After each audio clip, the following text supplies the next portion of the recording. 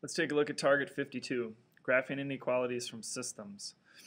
These are going to be systems. Systems of inequalities are going to be shaded regions on a graph paper. So when you find your final answer, you're going to be shading in part of a graph paper when you do that. That's just what the answer looks like.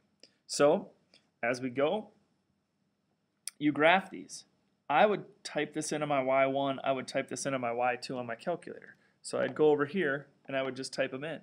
So there's my y1, and there is my y2, and then I would just push graph, and I would get my two lines. There's my first line, there's my second line, and that looks fine and great. And I can notice that that's where they're intersecting or crossing. Now before I draw these on my paper, I would notice that this is a less than or equal to sign, so that's going to be a solid line when I graph it. This is just greater than, there's no equal to, so that's going to be a dashed line. So I'm going to have a solid graph for the first one, which was this guy right here, and I'm going to have a dashed line for the second one, which was, if I looked at my calculator screen, that was this guy right here. So now I've done my solid and my dashed. Then the next thing is to figure out, well, I'm less than or equal to this line. Well, this is my first line, so I need to be less than or equal to it. That means that all the points less than or below it would be down here.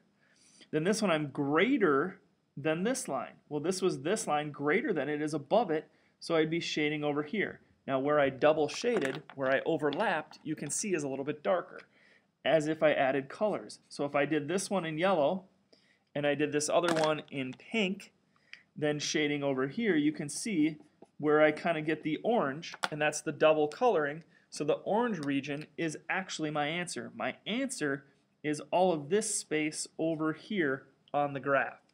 That's the correct answer. It's a shaded region on a graph.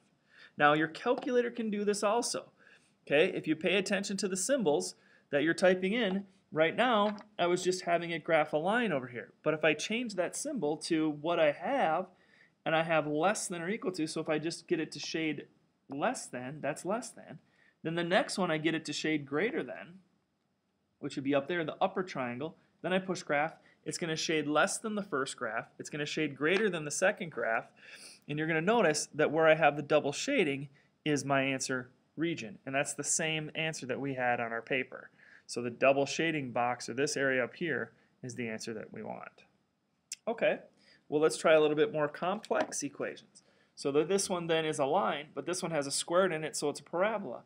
So if you type those in your x and y, or your y1 and your y2, just like this, okay, same deal, push graph, you get a parabola and a line.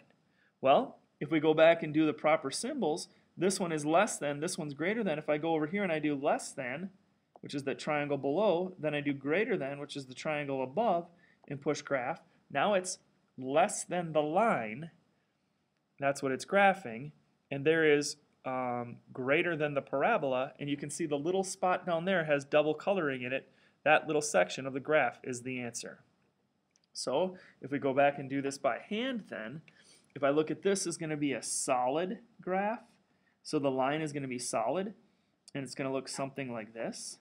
And then the other one is also going to be solid because it has the line underneath it, or the greater than or equal to. So I make a solid parabola, and it was basically a parabola that looks something like that, as it is right there. And then I was going to shade properly. So this one says shade less than the line, so I'm below the line, that's less than. Notice that we did color in there.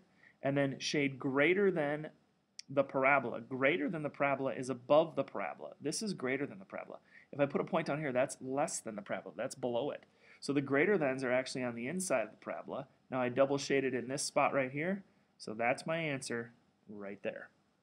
So the technique is graph all of the equations, shade on the proper sides, and then you're going to end up with some kind of shaded region on your graph paper.